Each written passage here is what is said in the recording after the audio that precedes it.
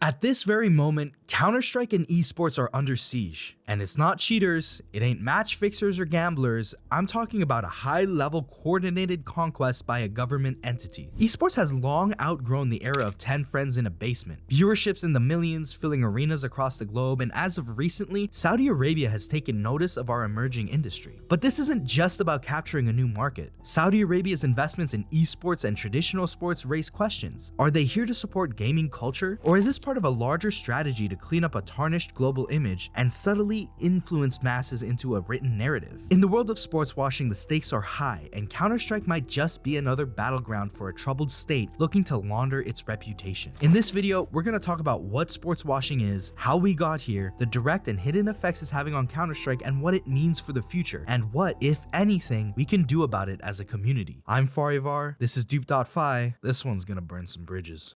Well, if sport washing gonna increase my GDP by 1%, and then I will continue doing sport washing. You're okay with that term?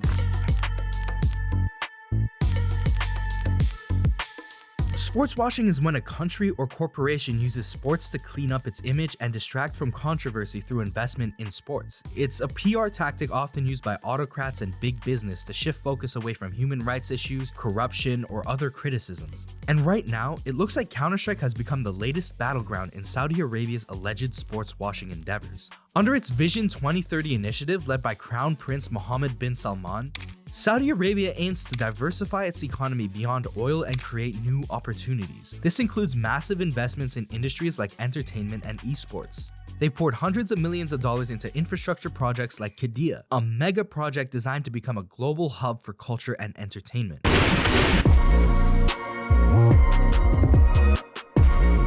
The Saudi Arabian government has a vision for becoming the hub of global esports. They're building a giant esports complex in Qiddiya with 4 arenas that house up to 5,000 seats each. Now, this is probably marketing speak, but Qiddiya's website mentions that 30 industry leaders from throughout esports will make their regional headquarters in the city. Furthermore, Blast even had a sponsorship with Neom, a corporation who I'll mention later in the video because they're up to some seriously demonic shit. All this amounts to the observation that Saudi Arabia aims to have international influence over the esports ecosystem, meaning that sooner or later, everyone from players to organizers is going to have to rely on the Riyal. Actually, that might be false. They already do. 7 of the S-tier organizers in 2025 have ties to the Saudi Arabian government. Out of the 30 S-tier events originally slated for 2025, 21 are run with current or historical ties to Saudi money. That's 22 if you want to include ESL Impact, the female CS league. I'm not necessarily saying that the talent that works the events are required to talk about the politics behind their employment. In the same way, I don't expect a delivery man from Coca-Cola to advertise about Coke's death squads. And by that I mean, if somebody wanted to blow the whistle or comment on the shady stuff that we'll be covering in this video, we would never know, because speaking up means dealing with the possibility of getting blacklisted from more than half of the events in the year. For example, the Talking Counter podcast had an exclusivity deal with Spotify and ESL. Amidst the controversy, Yanko clarified that it was ESL that brokered the deal, but Richard Lewis later stated that it was ESL's funds paying the podcast for its run of Spotify exclusivity. The way that money gets distributed to them is through ESL accounts. It was a Spotify deal done by ESL. I checked in with the ESL sources. Okay, so for transparency's sake, I also tried to find additional replies to the conversation, but I couldn't find a statement made by either party after that point. But even then, I'm not so sure it matters, because a relationship that close with ESL is enough to warrant someone to think twice about speaking out about sports washing. Talk and there goes your income. Alright, still don't believe me? Here's an example. In May of 2024, ESL Faceit announced that it will launch a gaming coverage platform with Rolling Stone. That's Rolling Stone Gaming. Now, August of the same year, the esports underdog story of the ESL Faceit group. Sure, it says partner content up top indicating that it's sponsored, but these days people just read the headline link. Looking at the article, the only mention of Saudi Arabia is gassing up the Esports World Cup set in Riyadh, which we'll talk about in a second. But first, I wanted to mention that you've probably noticed that we're going to be blacklisted from sponsoring 3/4 of the events in the year. So do us a favor and check us out at Dupe.fi. This time, it really is the last call for a closed beta giveaway. The open beta is at the end of the month with a new look in the marketplace and new benefits. So even if you're watching this sometime in the future, check us out because you'll still get some perks. With that being said, back to the video.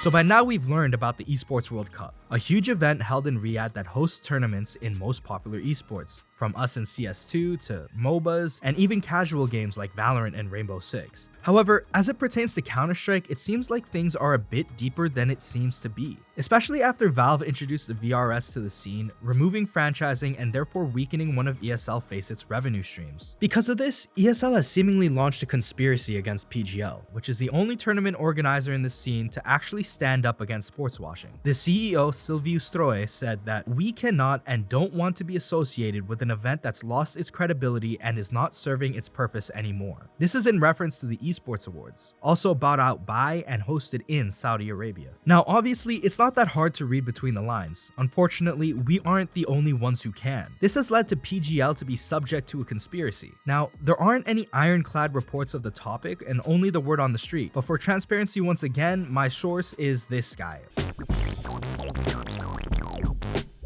But the long story short is ESL is trying to monopolize the scene by getting teams to sign their newest revenue share agreement, which poses the risk of locking teams into the ESL tournament circuit ecosystem. According to the document, teams that are invited based on their Valve regional standing must attend, with the ability to decline 2 ESL events per year. Failing to meet this means you don't get the revenue share. Word on the street is some of the biggest orgs in the scene opted to not be involved at PGL cluj-napoca. This is because of the absence of a revenue split, and that they don't want to lose their standing with ESL. So, on one hand, this could be that it's just business and PGL needs to get his bands up, but on the other hand, this is a story of the biggest orgs being moved into a Saudi racket where money is being dispersed from a royal coin purse. So as a result, orgs like Navi, Furia, Liquid, and Vitality weren't at PGL cluj-napoca. But you know who was? Fucking Falcons. Let's open up that can of worms real quick. So a bunch of these orgs sit out cluj-napoca, except for the one org that actually was fully owned by Saudi Arabia. So I want to pose a question. Will there be a double standard for ESL when it comes to Falcons and the other teams, where Falcons is able to wiggle around the agreement contract? And furthermore, was Falcons just enabled to farm cluj-napoca for VRS points because their owners prevented the best competition from attending? And when it comes to things like the Esports Awards, how do we know that there won't be a skew towards Falcons either? Oh, come on, dude.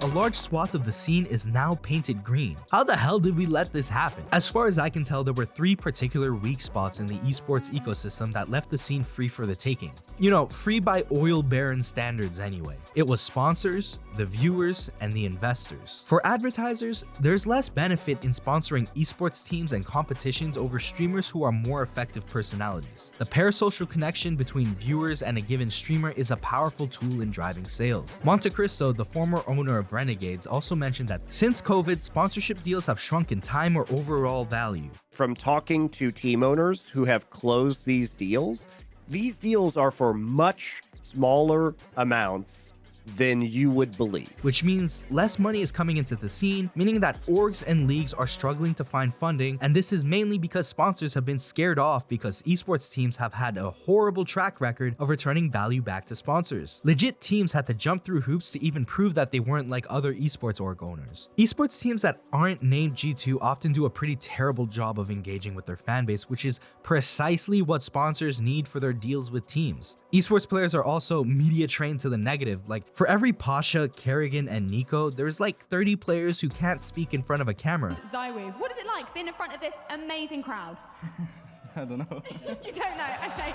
You know, contrast that with a booming sport right now like Formula 1, where drivers get media training from the womb, to the point where the sport's most abrasive personalities still have a charm to them. Look, not to knock on our esports players, but if I were a medium-sized peripheral brand like Vaxi looking to increase my market share, I know that my money is much better spent sponsoring someone with brawn and charisma like Shroud or Tens, or personality streamers like Pokey or Valkyrie, because that strong bond between streamer and 60-month tier 3 sub is like a gold mine of level 7 susceptibles. Ta-da! Why choose when you can undo's? Oh, and that blower, that was just an impulse buy. Oh my god, you're level 7 susceptible. What? Alright, anyway, moving along to the viewers. Fundamentally, the esports format of online video streaming using ads to fund tournaments just isn't profitable enough. StarCraft tried to do pay-per-view a decade ago, and it just didn't catch on. People were like, oh, I don't want to pay for something that's free elsewhere. And the younger viewer base of esports just isn't as economically exploitable as the older fans of the MLB or Formula 1. So you got this unfortunate mix where esports viewers aren't willing to pay for something like pay-per-view to fund leagues, and sponsors aren't willing to spill money where there's less advertisement value. This is obviously something that would be particularly attractive to Saudi Arabia because they get to launder their image in the eyes of the younger generation. And by the time esports viewers grow up, the Saudi Arabian image is either normalized or laundered completely. And moving on to investment, COVID muddied the viewership and growth trajectory of esports. When COVID started, esports experienced a boost in viewership, and venture capital firms were alerted to the growth potential that was dissipated as soon as traditional media began to return. But during that window where viewership was booming, orgs were able to raise funding that went into what we know now to be unsustainable practices like EG taking on 4 teams. So after those investment woes, many Western VCs are more wary about entering the ring, leaving ample space for somebody with unlimited money to come in and take over the scene, especially when money started drying up and the esports winter came.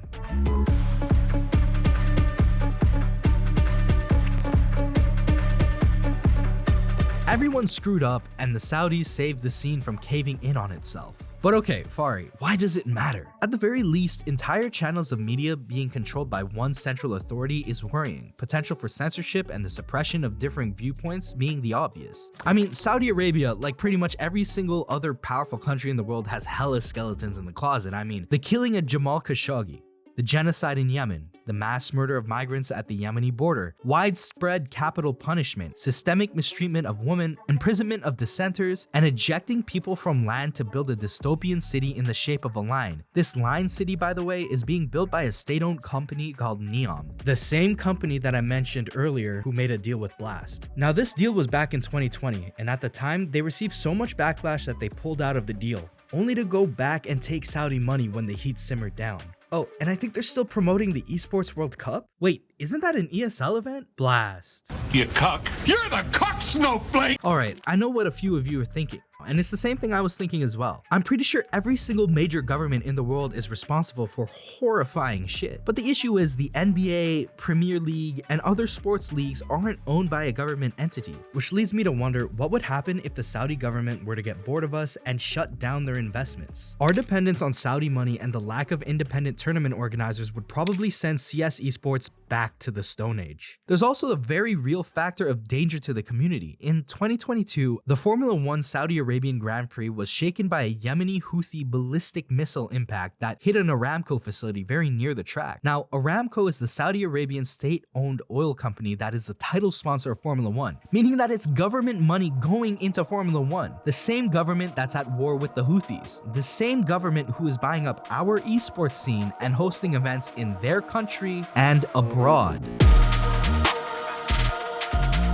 Put on your corpo suits because we gotta find a way to monetize tournaments to make them profitable again. We floated the idea of team kits being in games, and I think it's time to actually implement this, because otherwise, the only people willing to subsidize esports are the bad actors who can find value in something that wouldn't give most people value. I mentioned that pay-per-view might be an option since CounterStrike players are clearly willing to spend money every major with the viewer pass and the thousands of sticker capsules. We're an older player base and we clearly have more money to spend than those brokies across the block. And Valve has definitely started taking a closer look at tournament organizers lately with the Valve regional ranking and new restrictions on how they can operate. Getting rid of franchising was a pretty good choice. However, mind you, this means that even less money is going into tournament organizers, leaving them far more vulnerable to acquisitions and making bad decisions. Valve's got to accept that the scene requires both them and tournament organizers to stay afloat. They've got to put their heads together and make something happen, whether that be through cosmetics or brokering media rights deals with larger distributors. But if Saudi Arabia's esports investment were to collapse for some reason, I could see this inflated era of esports simply die down and return to more grassroots settings and smaller scenes, which might actually be a good thing. Knowing those mistakes of the past, we can rebuild the scene with our newfound knowledge. A more accessible scene could also mean that we could see a future where marketable creator orgs can pick up the slack, so sponsors might be more willing to return to our neck of the woods. I also think there's one more option. Even though the format has its flaws, I think it's high time we restart talks about bringing the International into CS2, an event with an unprecedented prize pool. Of course, getting into a spending war with the factual most profitable country in the world is a tough sell, but the Esports World Cup can't match that prestige. Alright, so you and I both know it's looking bleak. Why even make this video? Because even though my own personal cynicism is at an all-time high, there have been studies that show that critical reporting can still reduce the effectiveness of sports washing. Like this study here published in PLOS1. They found that countries with a diverse news media like those in Western Europe had a generally critical opinion of Qatar prior to the 2022 FIFA World Cup. But every country with the internet has access to diverse news media through one channel or the other. And in this case, you just got it from this channel. So tell me in the comments below, did I miss anything? What are your predictions for the future of CS esports? Like and subscribe! Thanks.